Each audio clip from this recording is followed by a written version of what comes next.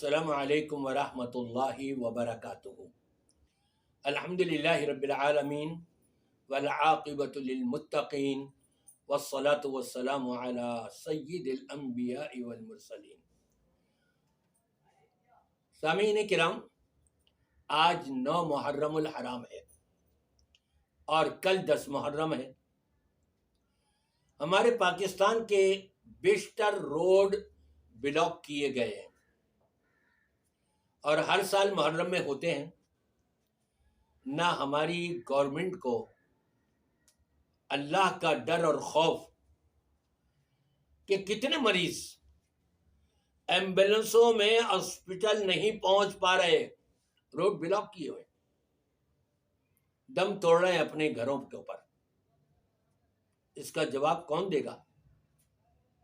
آخرت میں نہیں چلے گی، وہاں تو فرشتے لوہے کے گرز سے جو پٹائیاں کریں گے اور حکم ہوگا ان کو زنجیروں میں جکڑ کے گھسیٹتے ہوئے ان دے منہ جہنم رسید کر دو۔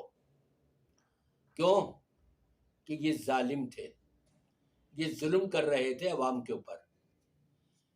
اقتدار ان کے ہاتھوں میں تھا یا غیر اقتدار والے تھے، لیکن انہوں نے روڈ بلاک کیے ہوئے تھے اور روڈ بلاک کرنے کے اوپر یہ حکومتیں ان کا ساتھ دے رہی تھیں، انہوں نے ان کا خیال نہیں کیا۔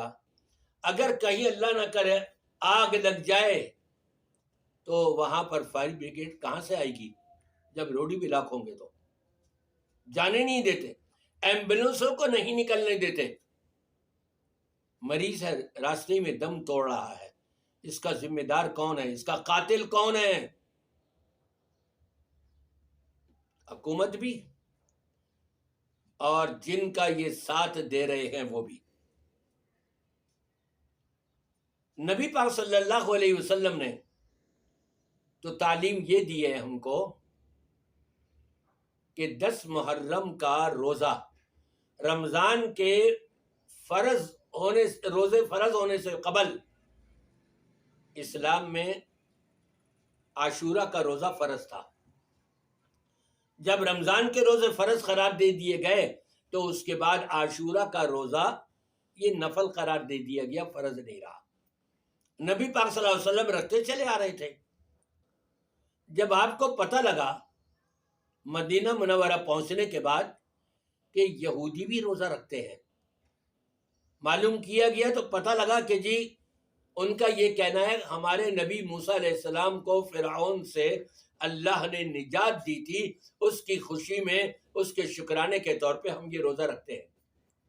تو نبی پاک صلی اللہ علیہ وسلم نے فرمایا ہمارا تعلق زیادہ ہے نا موسیٰ علیہ السلام سے، تو ہم بھی روزہ رکھیں گے، لیکن ایک روزہ اس کے ساتھ ملائیں گے، صرف عاشورہ کا روزہ نہیں بلکہ 9 محرم کا بھی روزہ ملائیں گے۔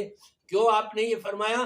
اس لیے تاکہ یہودیوں کی مخالفت ہو، خالف الیہود والنصارى، یہ یہودیوں کی جو وہ دینی طور پر سمجھ کر عمل کر رہے ہیں، تم نے اس طور پہ وہ عمل نہیں کرنا بلکہ تم نے اپنے نبی کے بتائے ہوئے طریقے کے مطابق عمل کرنا ہے۔ تو نبی کریم صلی اللہ علیہ وسلم نے تو روزہ بتایا، روزہ رکھا خود، اور ہم روڈوں کے اوپر نکل کے حلیمیں بٹ رہی ہیں، بریانیاں بٹ رہی ہیں اور دودھ روزہ کے شربت پلائے جا رہے ہیں، ہم تو وہ پی رہے ہیں، ہمارا روزے سے کیا تعلق؟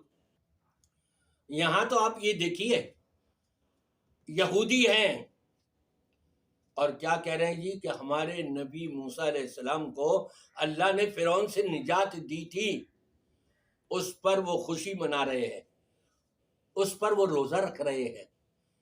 لیکن ہم کربلا کا جو واقعہ پیش آیا ہے یقیناً یہ بڑا غم والا واقعہ ہے، بڑا دکھ والا واقعہ ہے، لیکن ہم یہاں پر خوشی منا رہے ہیں۔ غم منانا چاہیے تھا نا، ہم تو سبیلے تقسیم کر رہے ہیں، نظر اللہ نیاز حسین، ہم تو دودھ روزہ پی رہے ہیں اور پلا رہے ہیں، ہم تو یہ بریانیاں کھا رہے ہیں، لٹا رہے ہیں، ہم تو یہ حلیمیں پکا کر کے کھا بھی رہے ہیں اور کھلا بھی رہے ہیں۔ غمی کے موقع پر خوشی کا اظہار آج کل کلمہ پڑھ لینے والا کرے، اور ادھر یہود و نصارہ یہودی وہ خوشی کے موقع پہ شکرانے کے طور پر اللہ کی بارگاہ میں روزہ رکھیں، خوشی کا اظہار کریں۔ خوشی کے موقع پہ خوشی کا اظہار ہوتا ہے، غمی کے موقع پہ غمی کا اظہار ہوتا ہے۔ وہاں تو امام حسین رضی اللہ تعالیٰ عنہ کو بقول ان کے کہ جی پیاسا مارا گیا، پیاسا قتل کیا گیا، پانی بھی پینے کے لیے نہیں دیا گیا، تو ان کو چاہیے تھا ان کی محبت میں پھر پیاسے رہ کر کے دکھاتے نا، محبت بھی جھوٹی ہے۔